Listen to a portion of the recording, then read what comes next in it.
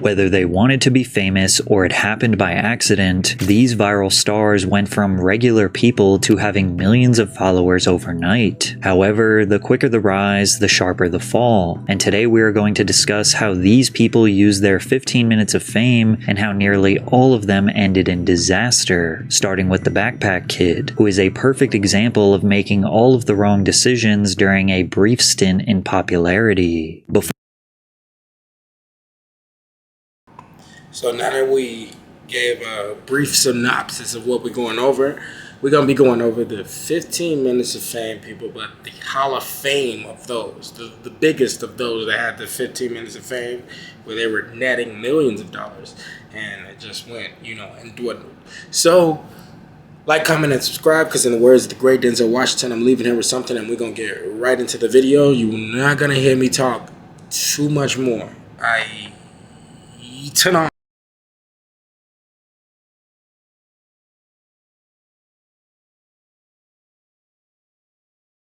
Before TikTok became the go-to app to share mediocre dance moves to a global audience, 16-year-old Russell Horning was bored, uploading dance videos to Instagram with zero expectations. Initially, his signature dance style was funny. His core was stiff, his lanky arms just kind of flailed around while he stared emotionless into the camera. Additionally, he often wore goofy outfits and chose to dance to silly songs.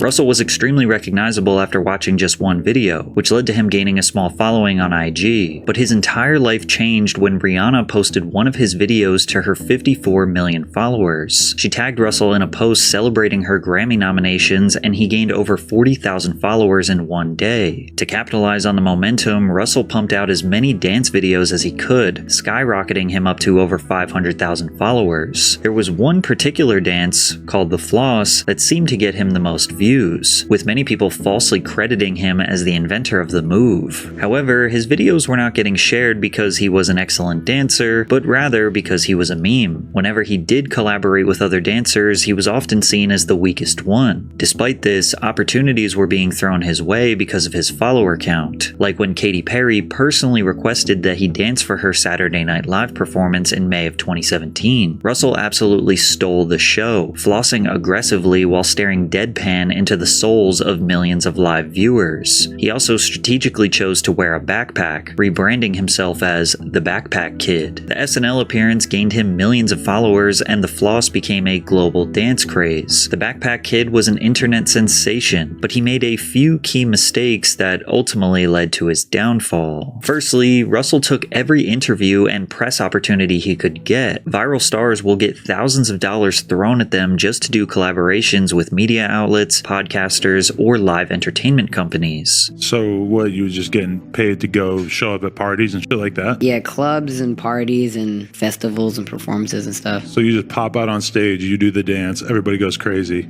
Yeah. That's pretty much how it goes? Yeah. That's tight. How much can you get to go to a club, if you don't mind letting us know? Manager shakes his head no. Manager shakes his head no. Is it an amount that you're pretty impressed by? Like, are you surprised that you're able to get that much money just to go somewhere? Compared to most 17-year-olds, the money that I make from just one appearance, it could take a 17-year-old forever to make that much money. It's hard to blame someone for making easy money. Then again, the overexposure bothers people because they perceive Russell as a one-trick pony who doesn't deserve thousands of dollars or recognition from these big platforms. Remember before the internet when you actually had to do something to get famous? But then reasonable criticism turned into straight up hatred. He looks like one of those inflatable aliens you win at an amusement park. This kid man-child thing scares me. Since he became famous for literally one thing, he had to branch out and try to find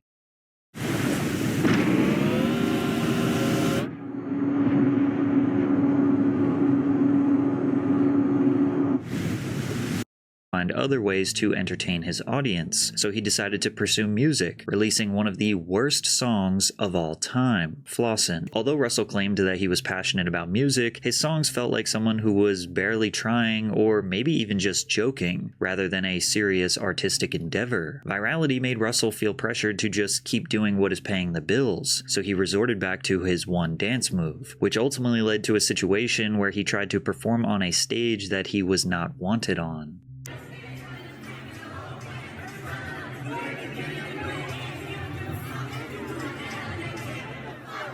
Whether it be main character syndrome or just a simple... Now listen, you're not just about to let my man's not finish his floss transition and just kick him out.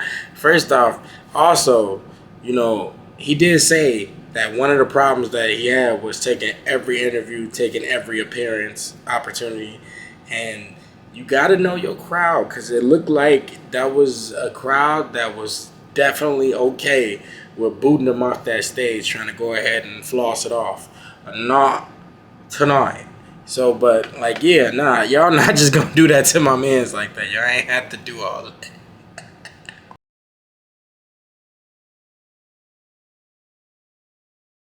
Misunderstanding, his dance move lost all of its appeal, and doing it made him seem like he was desperately hanging on to his viral moment, which was made 10 times worse when he filed a lawsuit against Fortnite for putting the dance in their game. It was really my mom and my management that did the lawsuit. I'm kind of just a kid having fun in life. I'm just letting the adults do all the busy work. I don't really know the law like that, so I can't really say if they're taking advantage of me or anything like that. But from a mom standpoint, a manager standpoint, they think that they're taking advantage of me. A couple days after the lawsuit was filed, videos dating as far back as 2011 were resurfaced showing people who were doing the dance long before the Backpack Kid. Simply put, he did not own the dance, and many viewed it as one final attempt to cash in on his fading relevance. Unsurprisingly, Russell and his team voluntarily dismissed their lawsuit shortly after. The Backpack Kid's 15 minutes of fame were officially over, and despite being hated by the masses and falling off to the point where he receives less than 1,000 views per video, these days, Russell actually seems happier than when he was at his peak. He is pursuing music more seriously and remains dedicated to pushing out a positive message to the world. But as I got older, I started having a more mature mindset on money. I realized that it's important to choose good decisions on how to spend your money.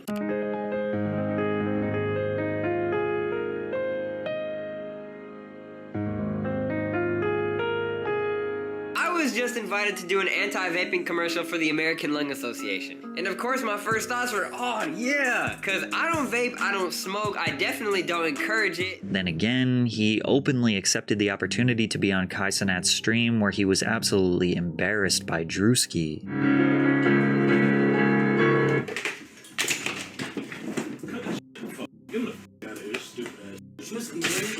Sure, this was just a skit, but Russell was the butt of the joke once again. Becoming a viral star at age 16 is definitely difficult to manage. Maybe he was just young and misguided. However, the same justification cannot be made for Salt Bae, who is a grown man that should have known better than to be acting like a fool. In 2017, a video of Turkish chef Nusret Göçe went... Let's be clear. That was actually a better ending for the Backpack Kid than I was expecting. So I appreciate that, he ended up taking all of the lessons, and it seemed like what happened was he got to an age where he seen it was hard to get just a fraction of the money he was getting when he was 17. So he started to become more humble and everything like that. And you can kind of see that in the transformation that you see right there. So I was not aware that Salt Bae's 15 minutes of fame was up before I did this video. So this is just as new for me as it is for you. Turn on.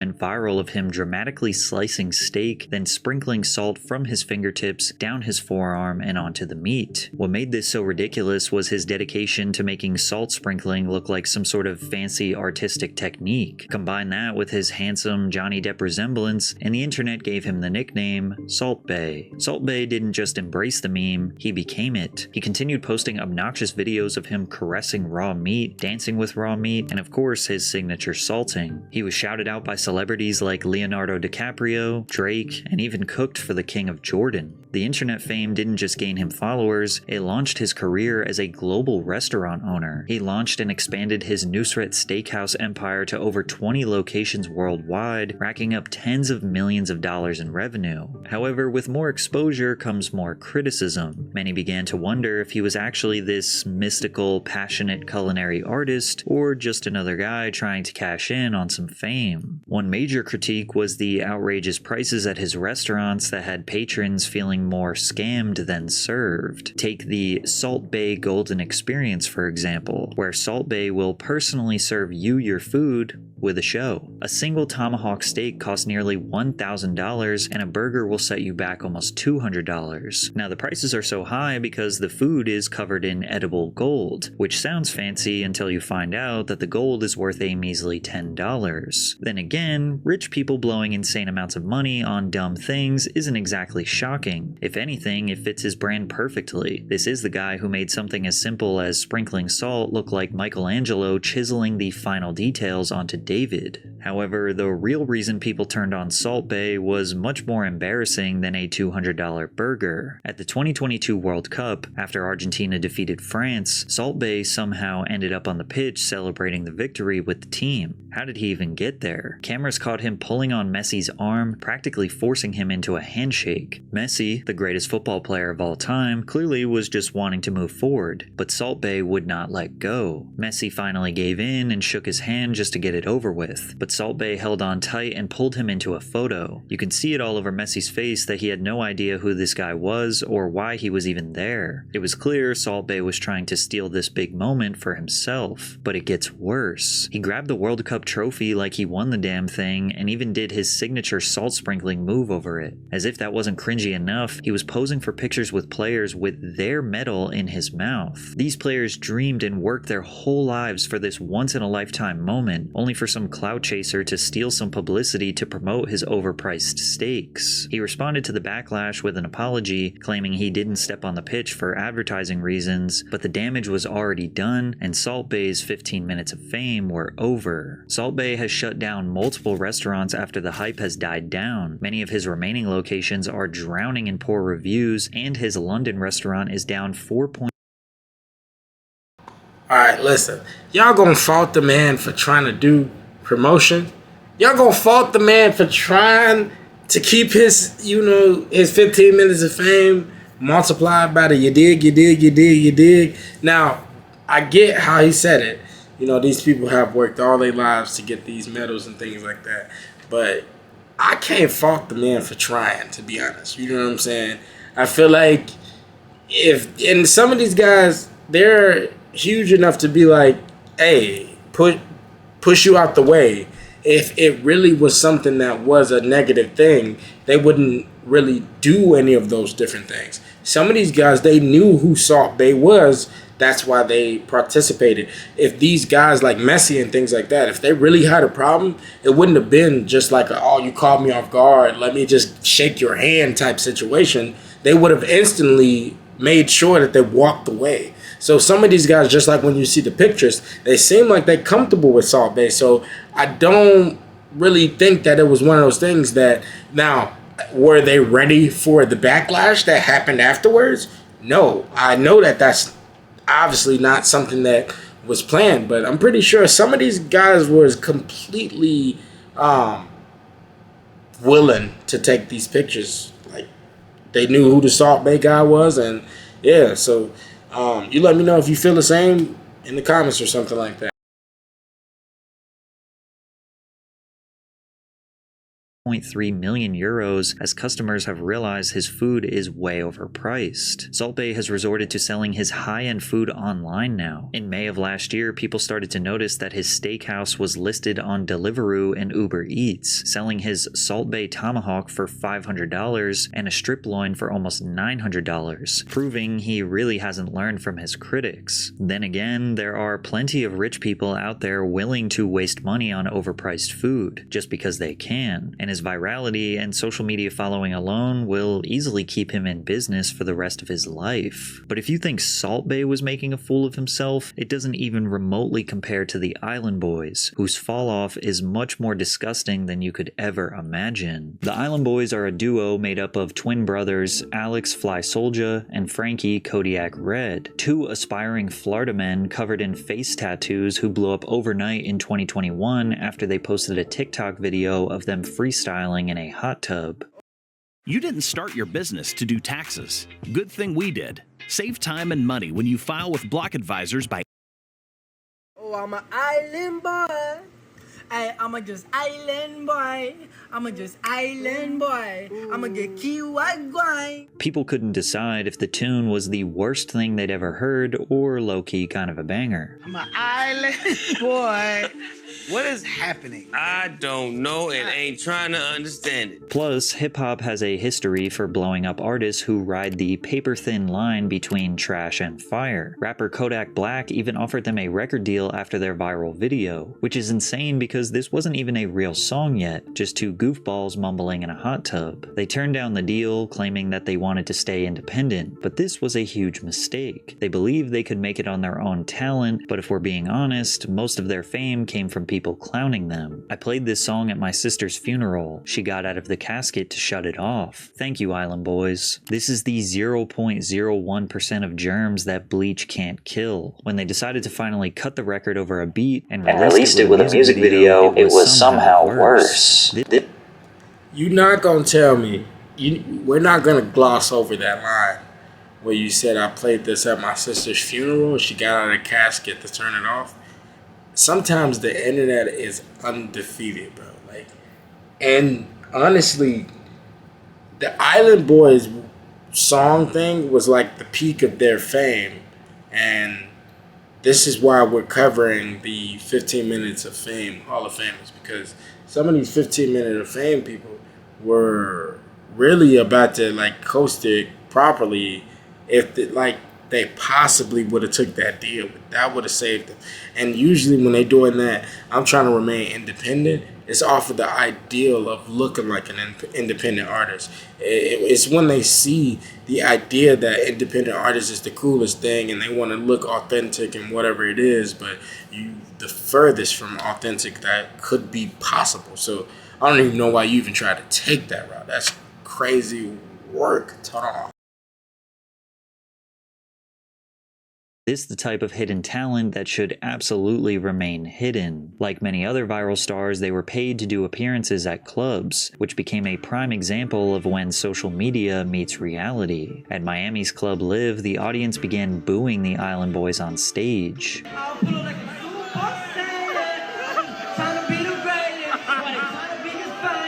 Once music fans realized the Island Boys had no capability of making a somewhat decent song, there was really no reason to pay attention to them, and their 15 minutes of fame was about to be up. The boys needed a new way to profit from their fame, so they began selling personalized videos to fans on Cameo, which apparently was very lucrative according to their previous manager. They owe me about like $150,000. From what? Your percentage of the Cameo money? Yeah. Is that the only money they're bringing in? Mostly, maybe a little bit on TikTok, but I mean, it's pretty much run dry at this point. Right. How many cameos are they doing? When I was with them, they was coming in hot. They were viral. It was going like 2-3 hours a night straight cameos. But with them spending all of their money on designer clothes, jewelry, cars, and mansions, they needed to keep going viral to maintain this lifestyle, which almost always resulted in them making absolute fools of themselves on the internet. Yeah, she likes the way you look. She thinks you looks good.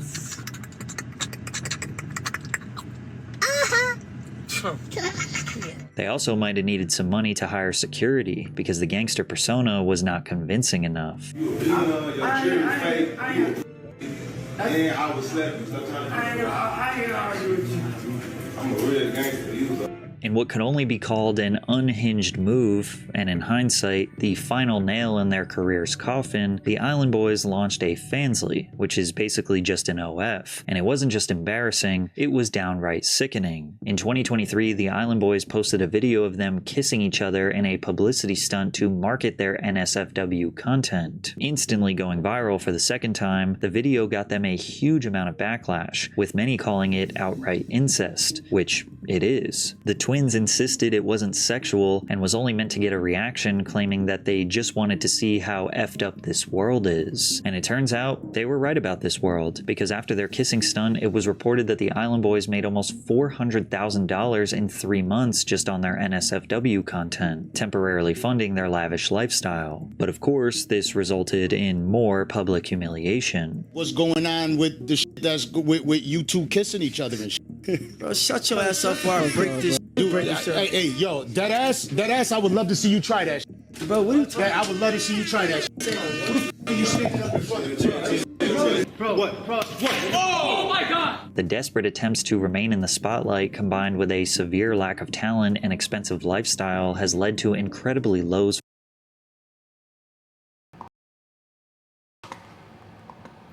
Now, ain't no way you gonna say that you gangster if you are over there saying, oh my God, after you get slapped. I don't know if that was one of the twins or whatever it is, but ain't no way you gonna pretend to be gangster and you saying, oh my God, after that. That's crazy work. For the Island Boys. Kodiak Red was arrested for drug possession and an illegal firearm during a traffic stop. During the stop, a plastic bag containing white pills was found on the passenger side floorboard in plain view. The pills were identified as oxycodone. A further search of the vehicle uncovered a brown handbag containing a handgun with its serial numbers removed, along with a cut straw with a white powdery substance. These days, they pretty much spend all of their time promoting their NSFW content, and trust me when I say they went much further than just kissing each other. And if we're being honest, this will likely remain a consistent income stream for them, as there are definitely still a ton of people out there that are willing to pay to see this type of degeneracy. But unlike the Island Boys, sometimes we actually find ourselves rooting for a viral star. We hope that they become successful after their 15 minutes are up, like the case of Mason Ramsey, who became a breakout star when a video went viral of him yodeling in the middle of Walmart in Harrisburg, Illinois.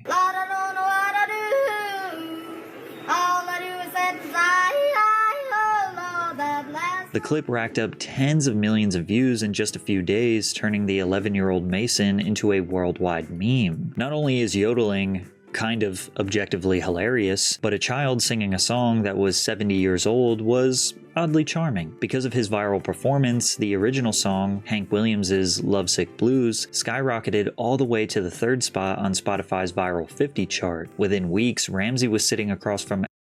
Why is everybody still wasting their time trying to learn how to skip ads? Just download Pi and move on. This Chrome extension takes 5 seconds to set up.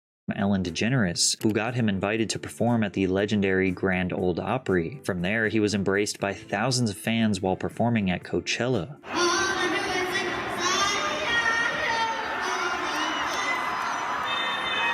Major record labels noticed his potential, and eventually Mason would secure a deal with Atlantic Records and Big Loud. The minute Mason and his family walked into Big Loud, I knew we had to work with him. He is a star, but most importantly, he is a down-to-earth kid who loves country music. The Ramseys are an amazing family from a small southern Illinois town just like me. We understood them and their goals, and simply fell in love with their story and vision. Proving that he wasn't just a meme, his debut single, Famous, secured the number 4 spot on the Billboard Hot Country Songs and peaked at number 62 on the Hot 100. But viral memes naturally have an expiration date, and soon Mason Ramsey's 15 minutes of fame were over. When the pandemic hit, it forced Mason to take a step back. However, he used his time away from the spotlight as best as someone could in his position. While his voice was maturing, he focused on refining his talent, writing music, and finding his own sound beyond the yodeling kid in Walmart that made him famous. Mason released 3 EPs that gained over 500 million streams combined and secured hundreds of millions of views on his music videos. By 2024, at 17. I got a question. Do you think sometimes it's just as unique to be on videos where you think that it's all bad mouthing all the famous people, whatever it is. Do you think some of these guys pay for slots to have times where, like right now, it seems like he's advertising his new Spotify, his new all these different things. Do you think some of these guys who are doing these slander videos actually being reached out, or sometimes before they go to do the videos, do you think that they reach out to these guys as teams and say, hey, I'm going to do a slander video. It's going to be a little rough in the beginning, but afterwards, I'm going to be able to have a section where I can promote you. Do you got anything that you want to add in? And would you want to go ahead and pay me for this? Would you like the man? You let me know in the comments, because there might be a chance you might be right, you might be wrong. Turn on. 18 years old, he decided it was time to take the next step in his career and release a full-length album titled I'll See You in My Dreams. A song featured on the project called Blue All Over caught a lot of attention through TikTok for its classic old country appeal, and I can confirm it is a beautiful song. Now in 2025, Mason Ramsey recently announced his first major headlining tour that has 15 stops. Mason's rise to fame started almost exactly the same as everyone else in this video, but instead of trying to chase more fleeting viral moments or make some quick cash, he honed in on his craft, worked hard, and simply gave the people exactly what they wanted: genuine talent and entertainment. This was one of the few times social media made the right person famous, the only viral kid that didn't switch up after the fame. So while Mason worked hard and focused on genuine entertainment, Bobby Althoff seems to ignore both of those things, as many people are genuinely confused how someone who has done so little has achieved so much success. Bobby Althoff started as a mommy TikToker after the pandemic, posting about her pregnancy, marriage, and family dynamics. After posting thousands of videos over a couple of years, she had built up a respectable 3 million followers. However, TikTok wasn't paying the bills, and her marriage wasn't doing too well, so the wholesome family content was about to come to a screeching halt. She said, "I saw this video of a girl talking about how much she made from her podcast, and I think I mentally decided that she made at least $300,000 a year on her podcast alone, and I was like, that's what I need to do next. I need a podcast." Her large following helped her land her first celebrity guest, Rick Glassman, who is a comedian and actor. And in the first podcast, fans got to see Bobby in a totally new light. She was seemingly a socially awkward valley girl, giving off the vibe that she didn't even want to host her own podcast. The way your eyes are looking, it seems like you're not listening. I'm listening. Do you care? No, I do care. It's just really bad when you sing. I'm not a singer. I'm just trying to get the story across to you. Thank you. I hear it. I got it. In her second podcast, she hosted comedian Funny Marco, who had great comedic chemistry with Bobby. Funny Marco's comedy style often makes others feel uncomfortable and awkward, so the two were essentially battling it out in an interesting back and forth. So like, who are you? Like, where'd you? Who am I? Yeah. Is that a serious question? I have more followers than you on TikTok. Marco's humor combined with Bobby's dryness and innocent personality makes this so hilarious, highly entertaining. The episode quickly earned nearly 1 million views, and clips of it made the rounds on social media. The mini virality caught the attention of Drake, who followed Bobby on Instagram. I DM'd Drake and asked if he wanted to be on my podcast, and he said yes. He sent me his touring schedule, and I knew that I needed to make it happen fast. So my friend and I flew to Memphis 2 days after the original DM was sent to record the episode. Her podcast with Drake earned 1 million views in the first 24 hours and introduced her to a massive mainstream audience. Drake rarely does interviews, so this one, alongside some random girl while laying in his bed, made people extremely curious. Am I your type? I'd do it. Thank you. I'm just saying, like, you know. I flew all the way here. You did. I really do appreciate on my that. daughter's first birthday. I wasn't going to bring that up. Mm-hmm. You missed your daughter's first birthday for To be here. Dark. Regret that you'll never be able to undo. Yeah. Horrible parenting. Where's your son? Somewhere safe, and it's not his birthday. When's his birthday? What does it matter? It ain't today, honey. Don't call me honey. Clips of their awkward interactions flooded TikTok, and overnight, Bobbi Althoff became a household name on social media. After the Drake episode, securing high-profile guests became easy. She had on Lil Yachty, Tyga, and even Mark Cuban. Her style of bored, sarcastic humor became her signature, and people seemed to love it. But just 3 weeks after the Drake interview was posted, which now had over 10 million views, it was mysteriously deleted from her page, and he unfollowed her on Instagram, sparking a ton of speculation. While fans were trying to figure out what happened, people were reminded that Bobbi skipped her daughter's first birthday to interview Drake, which didn't seem to sit right with people, especially because Bobbi used to be a mom-focused TikToker. When Drake calls you a horrible parent, you know you effed up. Rumors also spread that Bobbi slept with Drake and divorced her husband just to do the interview, which she vehemently denied. But it is true that she divorced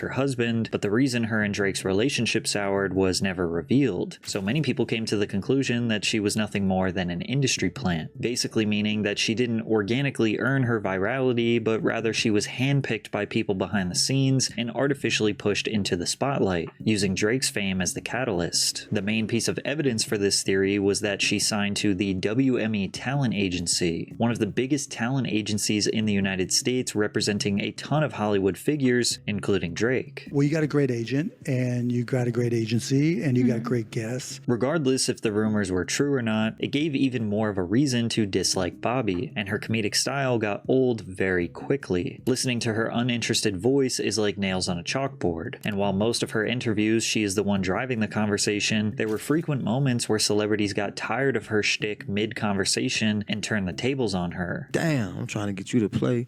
You lost in the sauce. You ain't shaking my hand. We finna get you to 25 million. You know what I'm saying? Just a little sprinkle. Have a great day, Offset. Just a little seasoning. All right, you can leave now. This is my hotel. I paid for this motherfucker. You can leave now. All of her podcasts feel like small talk while waiting for something to actually happen. It's just simply boring. Ironically, her revealing that she was just playing a character actually became worse for her, because the little mystique she did have was now completely gone. In an interview on the Women on Top podcast, she explained why she embodies a satirical alter ego on social media, saying, "Being myself doesn't get views. I had to go where the money was." And her playing the character of someone who is bored and uninterested is just not a sustainable style for long-term success. Awkward and cringe humor can work, but in short clips, not hour-long podcasts. In response to the backlash, she tried to just be more herself, not trying to be so awkward, and even remove the dead air moments from the pod. But all that did was reveal that she is just a subpar podcast host who is only doing it for the money. Although her 15 minutes of fame are over, she will likely remain a lingering socialite as long as she is signed to a talent agency that can get her celebrity guests. And on TikTok is where you will still see her fan base praise her for putting in the least amount of effort possible. This story feels all too similar to the Hawk Tuah girl, with the main difference being that Bobbi didn't outright scam the few people that actually supported her. Walking around drunk in Nashville at 2 a.m., Haley Welsh and her friend Chelsea approached a couple of guys and asked them what they were filming. YouTubers Tim and Dee told them that they do on-the-street interviews where they typically ask about relationships. Let's be clear. It's crazy that we just ended off on the Bobbi Althoff situation. We have a video there that's already been posted on the other Celebrity News channel. We have the Celebrity Review channel, so not to be mistaken. Where Agent is going over it from AMP and things like that. So according to him, the Bobbi Althoff fall off is crazy. But with Hawk Tuah, before he even gets into it, it's kind of crazy that you are just trying to get publicity. You are happy to be in the videos, and you're asking these guys, are you going to post the video? Then you try to sue them later on. I'm pretty sure this guy's going to cover this in the video. And again, a lot of times with these videos, some guys, they review the video first, but I make sure that we're reacting together to it. It's a fresh reaction. It's my first time actually seeing it with you guys, so I can give you full commentary and everything like that. So we're going to get right back into it. male and female gender roles, as well as provocative and sometimes raunchy topics. Chelsea asked Dee to make it a spicy one, implying that he should ask a question that might be a little edgy. Come on, you gotta get a spicy one. You want a spicy one? Yeah. So he did just that, only Megan's friend Haley would jump in and give an answer that would drastically change her life. You gotta answer this, you got it. What's one move in bed that makes a man go crazy every time? Oh, you gotta give him that huck to and spit on that thing. You get me? After having a silly interview, Chelsea and Haley confirmed that they wanted their video to be posted to social media. You lie like Tim and D what? Like I was earlier. Yeah. That's it? Yeah. Okay. Tim and D TV. All right. You said we better post that? Yes. Okay. Post it through. All right. She said we better post it. So don't come back trying to tell me, hey, take it down. I'm gonna sue you. This, that, the third. Tim and Dee posted the video to their Instagram account, which had tens of thousands of followers, and the clip immediately went viral, securing 1 million views on the first day and over 5 million views on the second day. The post spread like wildfire, being shared across countless meme pages and pop culture news reporters. The comments read, "She's a national treasure. Keep this woman safe. I'm moving down south. I'm tired of these Northeast women. If she don't hawk Tua, I don't want to talk to her." On the surface, Haley appeared to be the stereotypical Southern belle, sweet and charming complemented by a thick accent. So her describing her raunchy bedroom tactics was a stark contrast. Within days, merch was being sold to capitalize on the viral traffic, but it wasn't until her first interview that we would find out more about the girl behind Hawk Tua. What do you do now? Because now you have management, now you have a team. What are your plans moving forward? Like, do you want to still be the hook to a girl, or do you want to, like... I don't really want that to be, like, my image. Yeah. Like, hook to a girl. I don't see that being, like, a my thing. thing. You know? Yeah, I don't want to be known as that.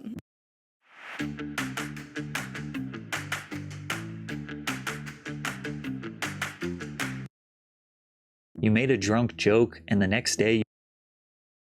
I don't know if anybody gonna tell her. Like, but you known as that, gang. And nothing that you could do about that.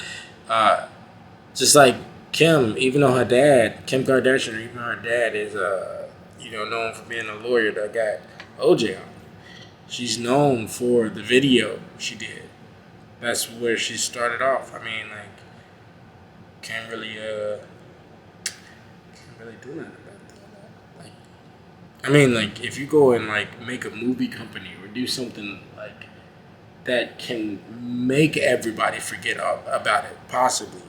But, like, I saw what you tried to do before. You tried to do, like, blockchain, and then you robbed a bunch of people. So I don't know if I can trust any other ventures but Hawk Tua from you. So, like, at the end of the day,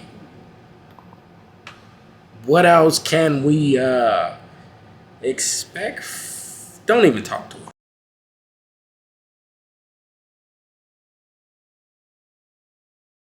You have whole management behind you. This world is crazy. Haley took the typical path of a viral star. She hired management and they immediately got her as much press as possible, jumping on various podcasts to talk about her rise to fame. She got paid to show up at events and hung out backstage with celebrities. She was being amplified to unimaginable levels, with Rolling Stone calling her a charming Gen Z Dolly Parton who's rightfully becoming America's sweetheart. Keep in mind that Dolly Parton is a generational talent who sold 100 million records in her career. Rolling Stone, of all publications, making that comparison just shows how they will say anything for clicks. And while many people thought that Haley would start an OF to cash in, she decided she wanted to use her fame for good. Everybody in the comments is saying how I have 15 minutes of fame, and if that's the case, then I'm going to spend it doing something good. Today, we're taking all of this down to the local animal shelter and donate. People were convinced they made the right person famous, but most viral stars struggle to earn a consistent income from their newfound fame. So in order to secure a sustainable revenue source, she launched the Talk Tua podcast, and immediately the jokes came flooding in. Hot to. Like an emphasis on like to.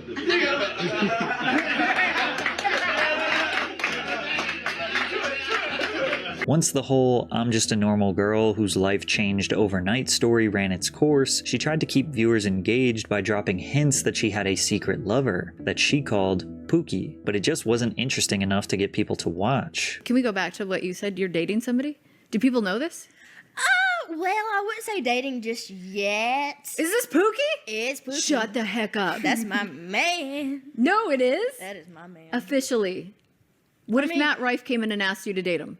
Would he be your ex-man? Oh, shit. You're putting me on the spot here. I'm sorry. I love you, Matt, but I'm going to have to kick your ass to the curb. Her comment section was flooded with people sarcastically saying that the podcast was groundbreaking and changed their life. I'm convinced that the only reason why this podcast had decent viewership is because of the massive amount of jokes dedicated to making fun of watching the Talk to a podcast. But perhaps people were being a bit harsh on Haley. Sure, she may have been milking her 15 minutes of fame, but can you blame her? If people wanted to watch hours of her podcast and get to know her, then so be it. It's not like she was harming anyone, right?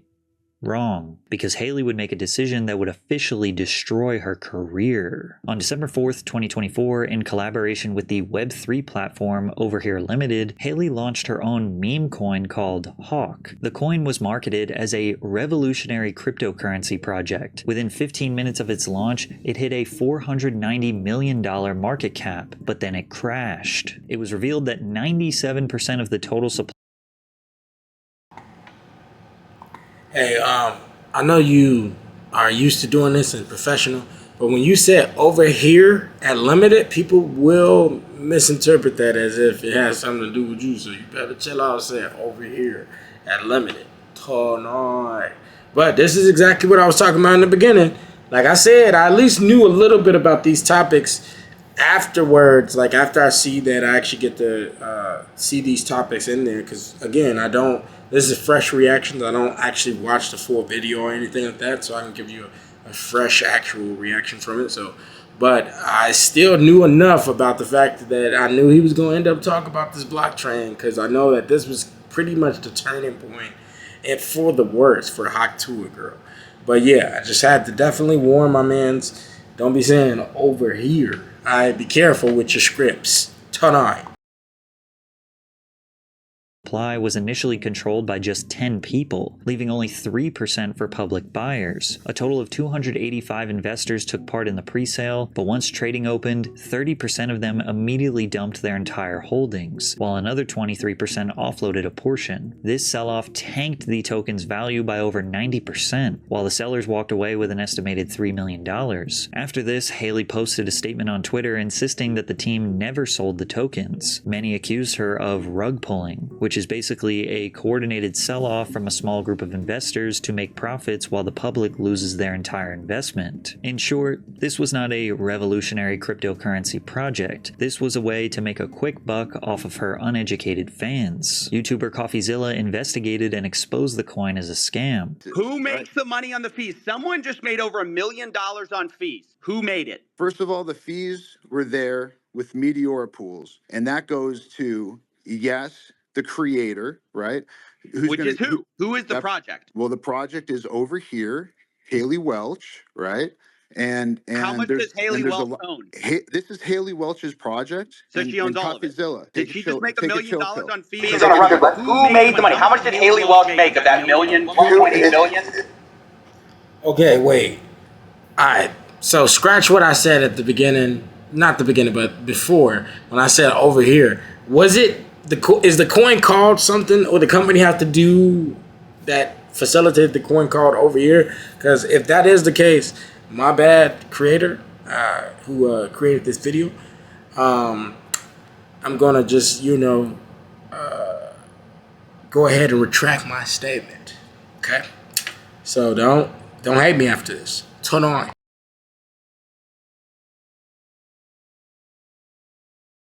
It's a foundation. Hey guys, I hate to interrupt you, Nick.